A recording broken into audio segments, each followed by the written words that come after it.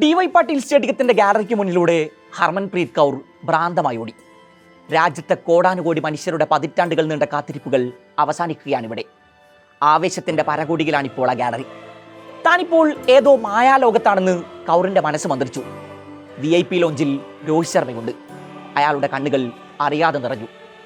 2 വർഷങ്ങൾക്ക് മുമ്പാണ് അഹമ്മദാബാദ് സ്റ്റേഡിയത്തിന്റെ ഗാലറിയിൽ തിങ്ങി നിറഞ്ഞ 10,000-ങ്ങൾക്ക് നടുവിൽ രോഹിത് തല താഴ്ത്തി നിന്ന ആ ദിവസം ഓർക്കുന്നില്ലേ? ഒരു എവേ സ്റ്റേഡിയത്തെ നിശബ്ദമാക്കി വിശ്വകിരീടം അണിയുന്നതിനേക്കാൾ സംതൃപ്തി തരുന്ന മറ്റെന്തുണ്ട് എന്നാണ് ആ മത്സരത്തിന് മുമ്പ് പാറ്റ് കമ്മിൻസ് ചോദിച്ചത്. അങ്ങനെയെങ്കിൽ ഹോം ക്രൗഡിന് മുന്നിൽ ഒരു കലാശപ്പോര് തോറ്റു നിൽക്കുന്ന നായകന്റെ ഉള്ള് എത്ര നീറുന്നുണ്ടാകുമെന്ന് കൂടെ ഓർക്കുക. അയാൾ ഏറെ അഭിമാനത്തോടെ ഹർമൻപ്രീത് കൗറിനെ നോക്കി ആ ഗാലറിയിൽ നിന്നു. ഇന്നലെ 46-ാം ഓവർ എറിയാൻ ദീപ്തി ശർമ്മയെ ഒരിക്കൽ കൂടി വിളിക്കുമ്പോൾ കൗറിന്റെ ഉള്ളിൽ എന്തൊക്കെയാകും കടന്നുപോയി കാണുക? ഒറ്റ വിക്കറ്റിന്റെ ദൂരമാണ് വിശ്വകിരീടത്തിലേക്ക് ഇനിയുള്ളത്. ഭയപ്പെടാൻ എന്തെങ്കിലും ഉണ്ടോ? ഉണ്ട്. നഥേൻ ഡി ക്ലർക്കാണ് സ്ട്രൈക്കിൽ.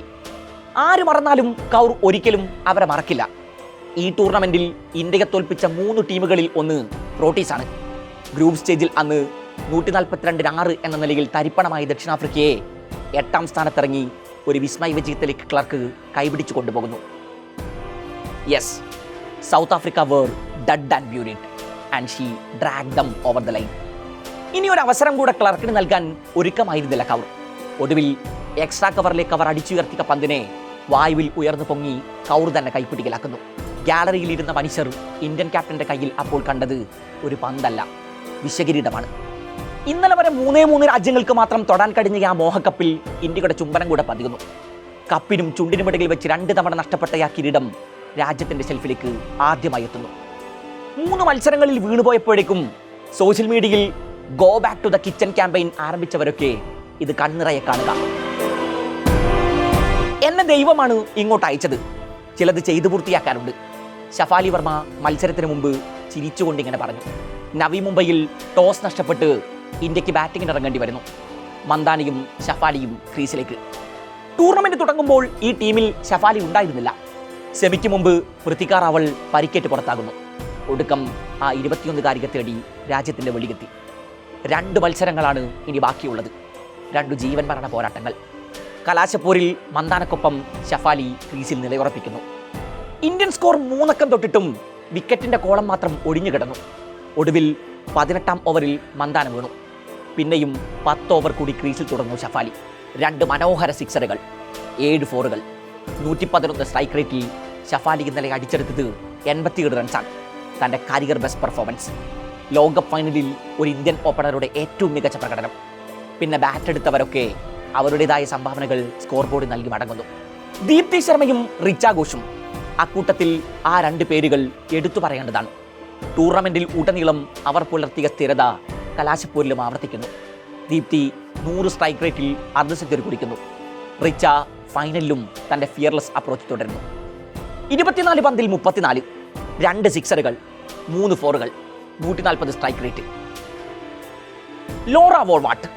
ഈ ലോകകപ്പിൽ ദക്ഷിണാഫ്രിക്കയുടെ എതിരാളികളൊക്കെ ഏറെ ഭീതിയോടെ കണ്ട പേരായിരുന്നു അത്. DY പാട്ടീൽ സ്റ്റേഡിയത്തിന്റെ ഗാലറിയെ പ്രോട്ടീസ് നിശബ്ദമാക്കുമെന്ന് പാറ്റ് കമ്മിൻസിനെ അനുസ്മരിപ്പിക്കും വിധം വോൾവാട്ട് മത്സരത്തിന് മുമ്പ് പറഞ്ഞു വെക്കുന്നുണ്ട്. വിജയലക്ഷ്യം പിന്തുടർന്ന് അവർ ക്രീസിലെത്തുന്നു. ഇന്ത്യൻ ബോളർമാർ റണ്ണപ്പ് ചെയ്തെത്തുമ്പോഴൊക്കെ അവരെ പിന്തുണച്ച് ഒരേ താളത്തിൽ ആരവങ്ങൾ ഉയർത്തുന്ന ഗാലറി. വോൾവാട്ടിന് ആ ഗാലറിയെ കൂടി നേരിടണമായിരുന്നു. പ്രോട്ടീസ് വിക്കറ്റുകൾ ഓരോന്നായി വീണുകൊണ്ടിരിക്കുമ്പോൾ അവർ മാത്രം ആ 22 വാര പിച്ചിന്റെ ഒരറ്റത്ത് നിലയുറപ്പിച്ചു. അമൻജോത് കൗറിന്റെ ആ ബ്രില്യൻ ത്രോ. അവിടെ നിന്നുമാണ് ഇന്ത്യ വിജയത്തിലേക്കുള്ള സഞ്ചാരം ആരംഭിക്കുന്നത്. മത്സരത്തിന്റെ 21-ാം ഓവർ ക്യാപ്റ്റൻ കൗർ പന്തെറിയാനായി ഷഫാലി വർമ്മയെ വിളിക്കുന്നു. അതൊരല്പം വിചിത്രമായ തീരുമാനമായി പലർക്കും തോന്നിക്കാണണം. കാരണം ഇതിനു മുമ്പ് ഏകദിന ക്രിക്കറ്റിൽ വെറും 14 ഓവർ എറിഞ്ഞ പരിചയം മാത്രമാണ് ആ 21-കാരിക്ക് ഉണ്ടായിരുന്നത്. സെമിയിൽ ഓസീസിനെതിരെ പോലും അവർ പന്തെടുത്തിരുന്നില്ല. പക്ഷേ എന്തോ മനസ്സിൽ കണ്ടതുപോലെ കൗർ ഷഫാലിക്ക് പന്തേൽപ്പിച്ചു. പിന്നെയൊക്കെ ഒരു സ്വപ്നം പോലെ ആയിരുന്നു. എറിഞ്ഞ 2-ാം പന്തിൽ ഷഫാലിക്ക് വിക്കറ്റ്. വോൾവാട്ട് ലൂസ് പാർട്ട്ണർഷിപ്പ് പൊളിഞ്ഞു. തൻ്റെ 2-ാം ഓവറിലെ ആദ്യ പന്തിൽ തന്നെ ഷഫാലി ഇന്ത്യക്ക് അടുത്ത ബ്രേക്ക് ത്രൂ നൽകുന്നു. ഇക്കുറി വീണത് മാരിജാൻ ക്യാപ്. ക്യാപ്റ്റൻ കൗർ ആ വിക്കറ്റുകൾ ഓരോന്നും മതിമറന്നാഘോഷിച്ചു. മത്സരത്തിൽ അവരെടുത്ത ഏറ്റവും മികച്ച തീരുമാനങ്ങളിൽ ഒന്ന് ഷഫാലിയെ പന്തേൽപ്പിച്ചതാണ്. പിന്നെ മൈതാനത്ത് ദീപ്തി ശർമ്മ ഷോയായിരുന്നു. വിക്കറ്റുകൾ ഓരോന്നായി വീണുകൊണ്ടിരിക്കുമ്പോഴും വോൾവാട്ട് മാത്രം ഒരു പർവ്വതം കണക്കിന് പിച്ചിൽ നിലയുറപ്പിച്ചു. ഒടുവിൽ 40-ാം ഓവറിൽ റോഡേഴ്സ് ക്യാപ്റ്റന്റെ സെഞ്ചുറി എത്തി. വാലറ്റക്കാർ വോൾവാട്ടിനൊപ്പം രക്ഷാപ്രവർത്തനം നടത്തുന്നതിന്റെ സൂചനകൾ ഇന്ത്യയെ ഭീതിപ്പെടുത്തി തുടങ്ങിയിരുന്നു. എന്നാൽ 42-ാം ഓവറിൽ ദീപ്തി ആ ഭീതികളെയൊക്കെ ചുരുട്ടിയെറിഞ്ഞു. വോൾവാട്ട് വീഴുന്നു. അമൻജോത് കൗറിന്റെ കയ്യിൽ നിന്ന് പന്ത് വഴുതിപ്പോകുന്നത് കണ്ട് ഉള്ളൊന്ന് പിടച്ചതാണ്. പക്ഷേ അവരത് വിട്ടുകളയാൻ ഒരുക്കമായിരുന്നില്ല. ഒരു വിശ്വകിരീടവും പിടിച്ചാണ് താൻ ഈ മൈതാനത്തിപ്പോൾ വീണുകിടക്കുന്നത് എന്ന് അമൻജോതിന്റെ മനസ്സ് അപ്പോൾ മന്ത്രിച്ചു. കാരണം പിന്നെ പ്രോട്ടീസിനെ കൂടാരത്തിലെത്തിക്കാൻ 50 ഓവർ തികച്ചെടുത്തിട്ടില്ല ഇന്ത്യ. ക്യാപ്റ്റൻ കൗർ പോഡിയത്തിൽ കയറുന്നു. ഇന്ത്യൻ ക്രിക്കറ്റ് ചരിത്രത്തിലെ ഏറ്റവും വലിയ നാഴികക്കല്ലുകളിൽ ഒന്നിൽ തൊടുകയാണവർ.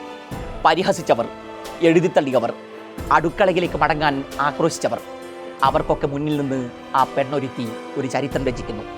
The greatest comeback. It will create a legacy for generations of young women to follow. Ian ബിഷപ്പിന്റെ ശബ്ദം ഇപ്പോഴും കാതുകളിൽ അലയടിക്കുന്നുണ്ട്.